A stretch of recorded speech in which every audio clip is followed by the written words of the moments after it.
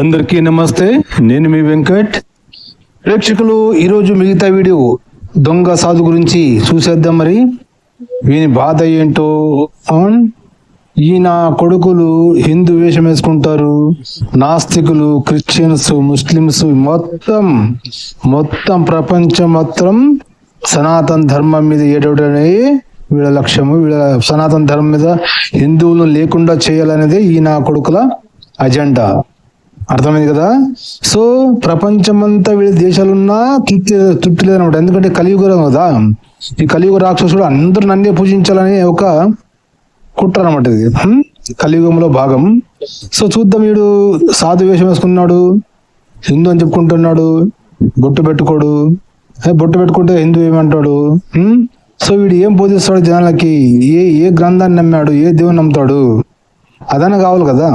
So సరే చూద్దాం మరి ఏమంటాడో. మళ్ళీ మన వంతు ఏముంది వేసుకుందామని. రారా సాధు, దొంగ సాధు దా. కొంచెం మారుతూనే కూడా విభిన్నంగా ఉంటూ వచ్చింది. మాకు తెలియదు ఇవన్నీ కూడా. ఇవాళ ఒక భయాన్ని ప్రజల్లోకి ఇంపోజ్ చేసి హిందూ మతం కొంపలు మునిగిపోతున్నాయి, ఆరిపోతుంది, చచ్చిపోతుంది అని చెప్పేటువంటి అనేక మహిమ సంప్రదాయం నుంచి ఇక్కడ వచ్చినటువంటి అనేక మంది సాధువులు ఉన్నారు. అనేక మహిమ సంప్రదాయంలో ఉండేటువంటి సాధువులు, అనేక మహిమ సంప్రదాయం అది 200 ఏళ్ల నుంచి అద్భుతమైనటువంటి జ్యోతి. అది కులాన్ని వ్యతిరేకించేటువంటి ఒక అగ్ని. విన్నారు కదా ప్రేక్షకులు. ఈ దొంగ స్వామీజీ చెప్తూ ఒక నిజాన్ని చెప్పాడు. ఏం చెప్పాడు? అది ఒక జ్యోతి అని చెప్పాడు. హిందూ సనాతన ధర్మం అనేది ఒక జ్యోతి ఉన్నట్ల. అసలు మళ్ళీ ఏమంటున్నాడు? కులాన్ని వ్యతిరేకించే ధర్మం అని వాడే చెప్తున్నావునా? మళ్ళీ కులాన్ని వ్యతిరేకించే ధర్మం కదరా సనాతన ధర్మము, హిందూ ధర్మము. మళ్ళీ హిందూ ధర్మంలో కులాలు పెట్టినోడు ఎవడురా? మన మనుధర్మ శాస్త్రంలో 4 వర్ణాలు, కులాలు కాదు, 4 వర్ణాలుగా మనుషుల్ని విభజించాడు మను మహర్షి. అవునా? ఏమి? క్షత్రియుడు, శూద్రుడు, వైశ్యుడు, బ్రాహ్మణుడు. అవునా? ఈ 4 వర్ణాలు అని చెప్పాడు, కులాలు కాదు. ఇది బాగా గుర్తుపెట్టుకోవాలి. అవునా? మా సనాతన ధర్మంలో, మన ధర్మ శాస్త్రంలో మను మహర్షి ఈ 4 వర్ణాలు చేశాడు మనుషుల్ని. ఈ 4 వర్ణాలు పోయి 400 కులాలు రాజ్యాంగం తెచ్చింది ఎవడ్రా? నువ్వు చెప్తావా దానికి? ఈరోజు మాట్లాడుతున్నావు హిందుత్వం గురించి, హిందువుల గురించి భయం వేస్తుంది అది అని చెప్తున్నావు కదా. ఈ 400 కులాలను రాజ్యాంగం పెట్టిన వాడు ఎవడు? మా బాబాసాహెబ్ అంబేద్కర్ అంటూ కాదు. బ్రిటిష్ లంజా కొడుకు పెట్టిందే పద్ధతి. ఎందుకంటే హిందువుల్ని కులాల వారికి విడిచి వాళ్ళని డివైడ్ చేసి కులాల మధ్య జగడాలు పెట్టి, గొడవలు పెట్టి వాళ్ళ అధికారం చలాయించాలని బ్రిటిష్ వాడు పెట్టిపోయిన కులాలని మన రాజ్యాంగంలో కంటిన్యూ చేశాడు. ఎవరు చేశారు? బాబాసాహెబ్ అంబేద్కర్ కుల నిర్మూలన చేయాలని ఆశ ఉండేది. కానీ ఈ లుచ్చాగాడు, గాంధీ అనే లుచ్చాగాడు, పూల్వాలా నెహ్రూ గాడు లుచ్చాగాడు, వాళ్ళకి ఈ బ్రిటిష్ వాడు మన సైన్యానికి, సుభాష్ చంద్రబోస్ సైన్యానికి భయపడి పారిపోయిన లుచ్చా నా కొడుకులు అధికార మార్పిడిని ఈ నా కొడుకుల చేతిలో అధికారం పెట్టిపోయారు. మన దేశంలో స్వాతంత్రం వచ్చిన తర్వాత, ఎలక్షన్ జరిగిన తర్వాత సర్దార్ వల్లభాయ్ పటేల్ని ఎన్నుకున్నారు ఓటు వేసి.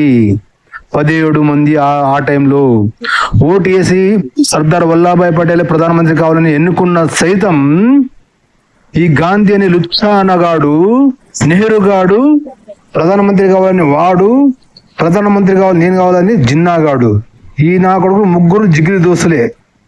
అర్థమైంది కదా ప్రేక్షకులు, ప్రజలు? జిన్నాగాడు, పాకిస్తాన్ డివైడ్ చేసిన జిన్నాగాడు, పూల్వాలా నెహ్రూ గాడు, ఈ గాంధీ టక్లాగాడు, ముగ్గురు జిగిరి దోస్తులే. ఈ నా కొడుకుల అధికార దాహం కోసం దేశాన్ని విభజించారు, మతాల కోసం. విభజించిన తర్వాత అది కరెక్ట్ గా విభజించారా? మళ్ళా సగం ఇక్కడ ఉంచారు. మా ప్రాణానికి ముప్పు హిందువులకి. ఈ గాంధీ టక్లా అనేవాడు ఎంత మోసం చేశాడంటే, బ్రిటిష్ వాడు పెంపుడు కుక్క వాడు పూల్వాలా నెహ్రూ గాడు. సో సర్దార్ వల్లభాయ్ పటేల్ ఎన్నుకున్న సైతం వాడిని ప్రధానమంత్రి చేశారు, పూల్వాలా నెహ్రూ గారిని. ఇది ఎక్కడ బాబాసాహెబ్ అంబేద్కర్ సంవిధానం రా? బాబాసాహెబ్ అంబేద్కర్ సంవిధానం రాసిన తర్వాత ఆయన చెప్పిన ప్రకారం ఉండాలి కదా. ఈ గాంధీ టక్లా అనేవాడు బాబాసాహెబ్ అంబేద్కర్ కి విరుద్ధంగా ఉండే. బాబాసాహెబ్ అంబేద్కర్ లేదు, బ్రిటిష్ వాళ్ళు పెట్టిన కులాలు, ఆ కులాలను అలే కంటిన్యూ చేయాలని బాబాసాహెబ్ అంబేద్కర్ తో కులాలు రాయించారు ఈ నా కొడుకులు. బాబాసాహెబ్ అంబేద్కర్ గారు కుల నిర్మూలన కావాలి, కులమనం ఉండకూడదని చెప్పాడు ఆయన. అర్థమైందా? సో అది చెప్పు కదా రామలా, కులాన్ని వ్యతిరేకించేది హిందూ ధర్మం నీకు చెప్తున్నావు కదా ఇప్పుడు. అది కూడా చెప్పాలి కదా. మన కులాలు పెట్టినోడు ఎవడు? మన ధర్మ శాస్త్రంలో 4 వర్ణాలు ఉన్నాయి, కులాలు కాదని క్లియర్ గా ఉంది. అవునా? మన కులాలు పెట్టిన వాళ్ళు ఎవడు? బ్రిటిష్ నా కొడుకు అని చెప్పి రాదని ప్రజలకి ఏం జ్ఞానం ఇస్తున్నా అంటే హిందువులకి వ్యతిరేకంగా మాట్లాడడం, హిందుత్వం కోసం హిందూ ధర్మం కోసం పోరాడే వాళ్ళ గురించి వ్యతిరేకంగా చెప్పడమేనా హిందువులకి? వాళ్ళని ఏమార్చడం, వాళ్ళు చైతన్యం రాకుండా చూడడం నీ పని కదా. అందుకే నీవు దొంగ సాధు వేషం వేసుకున్నావు. రుచాగా చెప్పు, ముందు చెప్పు. అటువంటి సంప్రదాయం కలిగినటువంటి వాళ్ళు పురాణ హిందూ మతాన్ని అంగీకరించారు. ఏమంటున్నావురా నువ్వు? ఏమంటున్నావు? పురాణాలు హిందుత్వాన్ని అంగీకరించదా? ఎక్కడ వచ్చిందిరా పురాణాలు ఎక్కడ వచ్చింది? రెఫరెన్స్ ఇవ్వాలి కదరా పురాణాల్లో. ఇక్కడ హిందుత్వాన్ని అంగీకరించదు. పోండి అసలు హిందుత్వం అంటే ఏంట్రా? హిందూ ధర్మ పురాణాలు, వేదాలు, ఉపనిషత్తులు, రామాయణం, మహాభారతం, మొత్తం భగవద్గీత అన్ని హిందూ ధర్మమే కదరా, సనాతన ధర్మం సంబంధించినవి కదరా, హిందువులకు సంబంధించినవి కదా. అందరూ అనేక సంప్రదాయాలు ఉంటాయి. ఎవరు కాదన్నారు? హిందుత్వం ఏంటి అంటే హిందువులకి ఏం అన్యాయం జరిగినా మాట్లాడకూడదు. హిందువులు మత మార్పిడి చేసినా మాట్లాడకూడదు. హిందువుల మీద దాడి జరిగినా మాట్లాడకూడదు. దాని గురించి మాట్లాడితే హిందుత్వం. తప్పే ఉందంట. వాళ్ళు హిందువులు కాదు. ఎవరు చెప్తారు హిందువులు కాదు? నువ్వెవరు చెప్పడానికి ఎవరు హిందువు ఎవరు కాదు? ఎవరన్నారా లుచ్చాగా? ఎవరన్నారు? అది వాళ్ళ పేరు చెప్పాలి కదరా. నీ ఎందుకు నీవు అరుస్తావా కుక్కలాగా? ఎవరన్నారు వాళ్ళు హిందువులు కాదని? ఎవరన్నారు నిన్ను హిందూ కాదని? ఎవరన్నారు? ఎవరు హిందూ కాదంటే ఎవరు అన్నారా? చెప్పాలి కదా, వాళ్ళ పేరు చెప్పాలి కదరా. బేవకూఫ్ లుచ్చా నా కొడక. ఈ విషయాన్ని అంగీకరించడానికి మేము సిద్ధంగా లేవని చెప్తున్నాం. అందుచేత ఇది ఏమంత విషయం? ఖచ్చితంగా విషయమే. ఒక నినాదము, ఒక దేవుడు, ఒక మతం ఉన్నది మా మతం కాదు. అలాగే దీన్ని ఒక విద్వేషపూరితమైన ఫ్రేమ్ లో, ఇంకా ఒకరికి చెప్తున్నాను, రాజకీయమైనటువంటి ఫ్రేమ్ లో, ఒక రాజకీయ లబ్ధి గురించి మీరు మతాన్ని వాడొద్దని నేను చేతులెత్తి దండ మేము ఈ రాజకీయ నాయకులందరినీ కూడా.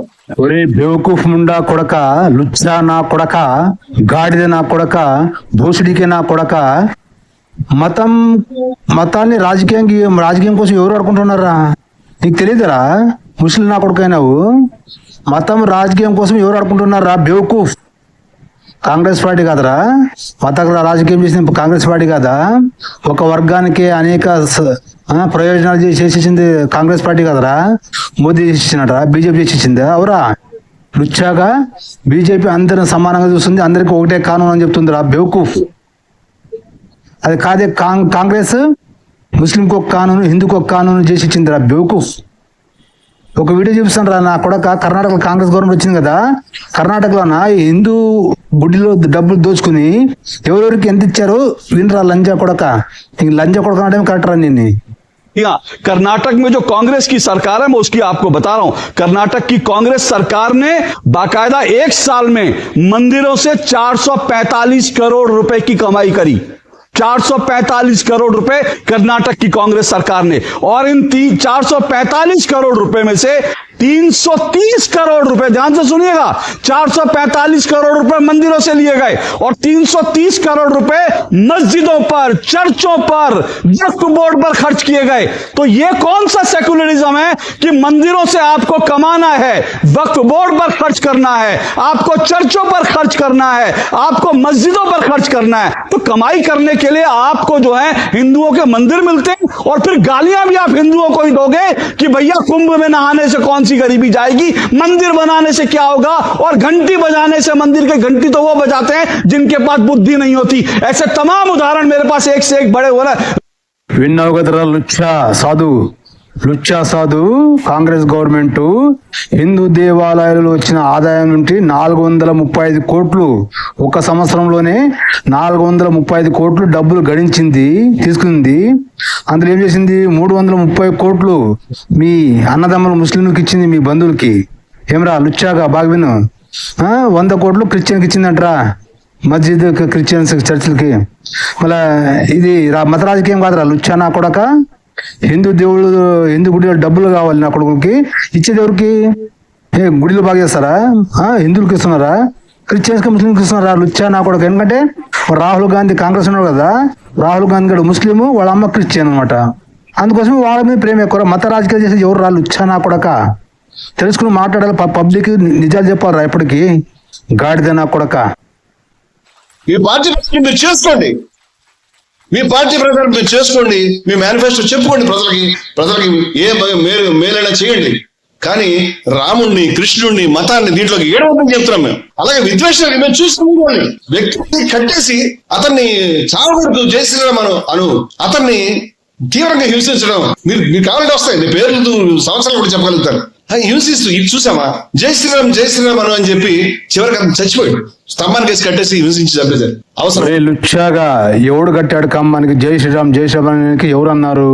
హిందుత్వవాదులు అన్నారా? హిందుత్వవాదులు చేశారా? మా హిందువులు కూడా లుచ్చా నా కొడుకు ఉంటారా? నీలాంటి లుచ్చా నా కొడుకు ఉంటారు.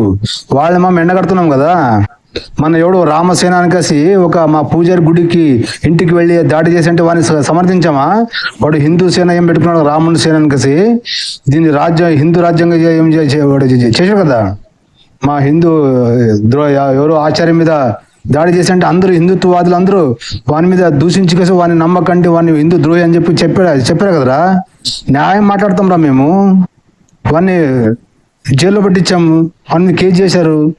వాని గురించి ప్రజలకు అందరికి తెలిపాం, వీడు పెద్ద సైకో నా కొడుకు, హిందుత్వానికి మా హిందూ ధర్మాన్ని చెడపడానికి పుట్టిన లుచ్చగాడనికేసి తిట్టాము వాడిని. మేము నీలా అనుకుంటారా?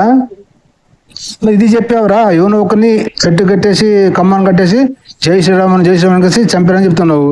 మళ్ళీ మన పైల్గామటేలు, కాశ్మీర్లో పైల్గామటేలు హిందూ హే ముస్లిం అనేసి హిందువులు ఏరి మరి చంపారు కదా 26 మందిని. మళ్ళీ దాని గురించి చెప్పావురా నువ్వు? అబ్బే సాలే, ఒరే లుచ్చా చెప్పు, మిమ్మల్ని దాని గురించి చెప్పురా. ఇది రాముడు ఆ విధంగా చెప్పాడా? చివరికి రావణాసుడు కూడా నేడు పోయి రేపు రాని ఓడించిన తర్వాత కూడా తల్లార కూడా పంపించినటువంటి ఒక వ్యక్తిత్వం. ఒరే భోసుడికి లుచ్చా నా కొడక, రాముడు అలా చెప్పలేదు, మేము ఒప్పుకుంటాము. అది వాడు తప్పు చేసినా తప్పే అంటాము. కానీ క్రిస్టియానిటీలోనో ఖురాన్లోనో మళ్ళీ అల్లా చెప్పాడు అంటే వాళ్ళని కాఫీలను చంపని చెప్పాడు కదా. మళ్ళీ అదే దాని గురించి చెప్పావురా, దాని గురించి మాట్లాడవురా? నువ్వు ఏం చదువుకున్నావురా? ఏం స్టడీ చేశావు? ఏం జ్ఞానం సంపాదించావురా? నువ్వు సాధు వేషం వేసుకుని ఏం చదువుతున్నావు? ఇన్నేళ్ళుగా ఏం స్టడీ చేశావు? ఏ గ్రంథాలు చదువుతున్నావు? నువ్వు ఏ దేవుని నమ్ముతున్నావు? ఏ దేవుని గురించి జనాలకు బోధిస్తున్నావు? అవో బేవకూఫ్, నువ్వు ఏ ఆచరిస్తున్నావు చెప్పావు కదరా లుచ్చా నా కొడక. అది యేసు బైబిల్ నమ్ముకోపోతుంటే నరకం లేసు అంటారా లుచ్చా నా కొడక. వాళ్ళు ఏం చేయాలి ఇప్పుడు? అందరూ క్రికెట్ కావాలా? అవే సాలే, దాని గురించి చెప్పవురా నువ్వు? యేసుక్రీస్తు నమ్ముకుంటే నిత్య నరకం అంట, అగ్ని ఆరదు, పురుగు సావదంట, అగ్ని లేచి కాల్చుంటాడంటరా. దాని గురించి చెప్పవు కదా ప్రజలకు లుచ్చా నా కొడక. లేకపోతే మరెవరు నువ్వు దీన్ని వాడుతున్నావు, ఎలా అంగీకరిస్తాం మేము దీన్ని? ఇంత హిందువులు ఎవరు మాట్లాడలేదు అనుకుంటే ఇది అభ్యంతరకరం. మేము దీన్ని అంగీకరించే సమస్య లేదు. ఈ విధానాలు కొనసాగలేము అని చెప్తున్నాను నేను. ఇది ఇటువంటి అనేక చోట్ల మేము తీసుకెళ్ళగలుగుతాం. అన్ని మతాలకి ఈక్వల్ ప్లేయింగ్ గ్రౌండ్ ఉండాలి, అందరూ సహజీవనం చేయాలి, అందరూ సమానంగా ఉండాలి, అందరికి అవకాశాలు ఉండాలి. ఎవరికి అవకాశాలు లేకుండా అందరికి సమాన హక్కులు కల్పించాడు కదా మోదీ. లుచ్చా నా కొడుక, కాంగ్రెస్ అనే లుచ్చా నా కొడుకు ఒకరికొక్కను చేసింది కదరా. బాబాసాహెబ్ అంబేద్కర్ సాబ్ రాసిన రాజ్యాంగాన్ని ఫుట్బాల్ ఆడారు కదా నా కొడుకులు. దాని గురించి కదా నువ్వు మాట్లాడాలి. అందరికి ఒకటే కాను, అందరూ సమానమైన చెప్పింది మోదీ. అందరికి సమాన కానూన్ చేసింది మోదీ రా. లుచ్చా నా కొడక, గాడిద నా కొడక. శబ్దర్శనాల్లో 5 దర్శనాలు ఆస్తికమైన దర్శనాలు చాలా మంది తెలియదు. ఇవాళ మీరు ఒక ఫ్రేమ్ లో తయారు చేస్తారు, ఒక దేవుడు, ఒక పుస్తకం, ఒక మతం, దీన్ని అంగీకరించాలి కాదా? నాస్తికులకు దాడి చేస్తారు, నాస్తికులు కూడా దీంట్లో బాధపడతాను. నాస్తికులు హిందువులు కాదని నువ్వు ఎట్లా అంటావు? నీకు తెలియదేమో విషయం. సాయణ మానవుడు అనేటువంటి మహానుభావుడు సర్వ దర్శన సంగ్రహాన్ని రచించినటువంటి 14వ శతాబ్దంలో అద్భుతమైన పుస్తకం. దాంట్లో 16 దర్శనాలు రాశారు. నేను అదే చెప్పాను, వాడు ప్రశ్న అనే లుచ్చా నా కొడుకుని నాస్తికుడు అని చెప్పుకుంటావు కదా. ఒరే లుచ్చా నా వాడు, కానీ నాస్తికుడు ఏంటంటే రాజ్యాంగంలో నాస్తికులకి ఏమంట సర్టిఫికెట్ ఉంది. హిందూ అంటుందా, ముస్లిం అంటుందా, క్రిస్టియన్ అంటుందా, సిక్ అంటుందా, జైన్ అంటుందా, లేదా నాస్తికుడు అనేది సపరేట్ గా ఉందా అని అడిగాను రాని. నువ్వేమంటావు? నాస్తికుడు కూడా హిందూ అంటున్నావు. ఎలా అంటారు హిందూ అని? వాడు హిందూ అంటే అర్థం ఏమి? దేవుని నమ్మేవాడిని హిందూ అంటారు, ఖురాన్ అల్లాహ్ నమ్మేవాడిని ముస్లిం అంటారు, జీసస్ నమ్మేవాడిని క్రిస్టియన్ అంటారు. మళ్ళీ ఈ నాస్తికులు అంటే అర్థమే వాడు దేవుని నమ్మనప్పుడు మతం ఉండదు కదరా బేవకూఫ్. నువ్వు ఎట్లా సాధువు రా లుచ్చా నా కొడక. దాన్ని ఎవరు నిరాకరించారు? నీకు తెలియదేమో విషయం. ద్వైతి హిందువే, అద్వైతి హిందువే, విశిష్టాద్వైతి హిందువే, ద్వైతి హిందువే, శాక్త హిందువే, అలాగే అద్వైతి హిందువే, నాస్తికుడు హిందువే, ఆస్తికుడు హిందువే, వేరు కాదని చెప్పడానికి. మా మతం మా సిస్టమ్ ఎలా ఉంది నీకు తెలియదు. అంతా కూడా నీకు తెలియని విషయం కూడా నువ్వు చెప్తున్నటువంటి గుడి వేదం లేదు, వేదరక్షణ తీసుకొస్తే ఆయన గుడిని ఒప్పుకోడు. ఏం చేద్దాం దాన్ని? ఆ రోజు ఉన్నటువంటి సంప్రదాయం అది. వివేకానందుడు చెప్పాడు, సత్యం నీ స్థాయికి రాదు, సమాజం సత్యం స్థాయి కదా, నీ స్థాయికి సత్యం దిగదు, అది నీ సమస్య. నువ్వు లేకపోతే దాన్ని ఇస్తారు, ఎవరు దాన్ని చూడగలుగుతారు? వాళ్ళు చెప్పిన విషయాన్ని ఆయన ఇందాక చెప్పాడు. బ్రాహ్మణుడు, ఏ బ్రాహ్మణుడు? విద్యావినయ సంపన్నుడు అయినప్పుడు విద్యావినయ సంపన్నే బ్రాహ్మణి గవిహస్తిని సునిచైవ స్వపాకాచ పండిత సమదర్శన అంటే విద్యావినయ సంపన్నుడైన బ్రాహ్మణుడు.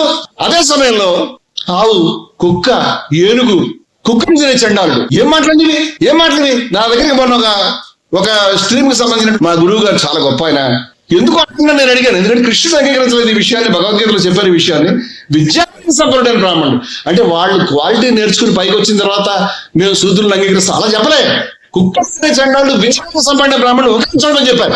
ఎవరు ప్రామిస్ చేశాడు ప్రపంచంలో? నేను తెలుసుకుందాం అడుగుతున్నాను. నువ్వు చచ్చిపోయిన తర్వాత వచ్చేటువంటి దేవుడు రాజ్యం, నువ్వు చచ్చిపోయిన తర్వాత వచ్చే స్వర్గాన్ని పురాణ మతాలు ప్రామిస్ చేస్తాయి. కాదే ఇహైవా, ఈ మూమెంట్లో, ఈ క్షణం, ఈ హాల్లో ఇక్కడ మాట్లాడుతుంటే, మనం అక్కడ కూర్చుంటే, ఇక్కడ నిలబడి మాట్లాడుతుంటే ఇప్పుడు నువ్వు స్వర్గాన్ని గెలుచుకోవచ్చు ఈ సెకండ్. వాళ్ళు చెప్పారు అలాగే. ఇహైవ అంటే మాట అర్థం అదే. ఇహైవ జితస్థర్గో యశాం సామ్య స్థితం. మనం ఎటువంటి సమానత్వము? విద్యావినయ సంపన్నుడైన బ్రాహ్మణుని, కుక్కని చండాలని, ఆవుని, కుక్కని, ఏనుగుని, ఈ మాటల్ని చెప్పినటువంటివి వాళ్ళు ఈ హైవత అటువంటి సమానత్వాన్ని నువ్వు అందుకోగలిగితే ఈ మూమెంట్ లో, ఈ సెకండ్ లో నువ్వు మోక్షం, నువ్వు ఎన్లైటన్మెంట్, నువ్వు దేన్నైనా ఇప్పుడు పట్టుకోవచ్చు. ఎవరు ప్రామిస్ చేశాడు ఈ మాట? యశాం సామ్య స్థితం మనహ. ఇటువంటి సమానత్వాన్ని నువ్వు పెట్టుకుంటే నువ్వు ఇప్పుడు దాన్ని పట్టుకోవచ్చు. నువ్వు అనుకునే దైవాన్ని, నువ్వు అనుకునే బ్రహ్మాన్ని ప్రతి మనిషిలో చూడాలి. నువ్వు చెప్తావు అన్య మతస్థులు వాళ్ళు అని చెప్తున్నావు కదా, అది లేదమ్మా, నీకు తెలియదేమో. అయం నిజ పరోవేది గణనాలకు చేత ఈడు నావాడు, వీడు పక్కవాడు ఆలోచించడం చాలా లో లెవెల్ పీపుల్ యొక్క అండర్స్టాండింగ్. యేసుక్రీస్తు శర్మనాంది మౌంట్లో చాలా అద్భుతమైన విషయాలు ఉన్నాయి. ఒక హిందూగా నేను దాన్ని అంగీకరించి దాన్ని ఫాలో కాగలుగుతాను, ఎందుకంటే నా మతం నాకు పర్మిషన్ ఇచ్చింది. ఆ రోజు ప్రకటించారు, మీకు తెలుసా లేదు, అనో భద్ర ఎక్కడెక్కడ గొప్ప ఆలోచనలు ఉన్నాయి అన్ని మా దగ్గరికి రావాలి. మేము తలుపు తెచ్చాం అన్ని పక్కలకి. క్రీస్తు చెప్తే రానివ్వండి, మాకు అభ్యంతరం లేదు. ప్రవక్త చెప్తే రానివ్వండి, మాకు అవసరం, మాకు అభ్యంతరం లేదు. గొప్ప ఆలోచనలన్నీ మాకు కావాలి అని నా పూర్వీకులు అనేటువంటి ఋషి చెప్తే నేను తలుపులు మూసుకోవాలా? నువ్వు దాన్ని శవం మతం అంటావా? మనకు లేవా? ఈ భాష వాడచ్చా మనం? నువ్వు కాషాయ బట్టలు వేసుకుని కాషాయ కాంతులు పెట్టి ఈ రకంగా మాట్లాడతావా? అలా లేదే. అలా ఎక్కడ నేను భూసుడికే నా కొడక ఏ మతాలు వచ్చినా ఆదరించింది, స్వాగతించింది మన భారతదేశం, సనాతన హిందూ ధర్మము. హిందువులు లుచ్చా నా కొడక. మా హిందువులే రానివ్వకుంటే ఆ రెండు మతాలు మా దేశం కాలు పెట్టేది కాదురా. వాళ్ళు వచ్చిన వాళ్ళని అతిథి దేవోభావాన్ని గౌరవించాము. గౌరవించినందుకే అఖండ భారత్గా ఉన్న మా దేశాన్ని ముక్కలు ముక్కలుగా లాక్కోపోయారా. పాకిస్తాన్, ఆఫ్ఘనిస్తాన్, ఇరాన్, ఏమ్రా ఇవన్నీ అక్కడ భారతదేశంలో భాగాలే. ఆ నా కొడుకులు వచ్చి అందరూ ఇక్కడ ఉన్న వాళ్ళని మతం మార్చుకేసి దేశాలని ముక్కలు చేశారా. అది తెలియదురా నీకు?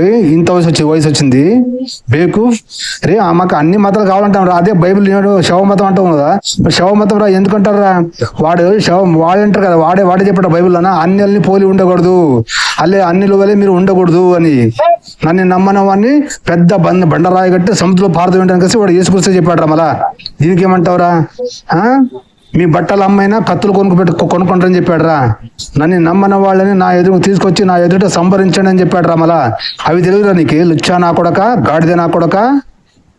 వింటుంటారు కదా హిందువులు అమాయకులు కలిసి హిందువులు డేవిడ్ జని చూస్తారు. లుచ్చా గాడిద నా సాధుగా చేస్తావా?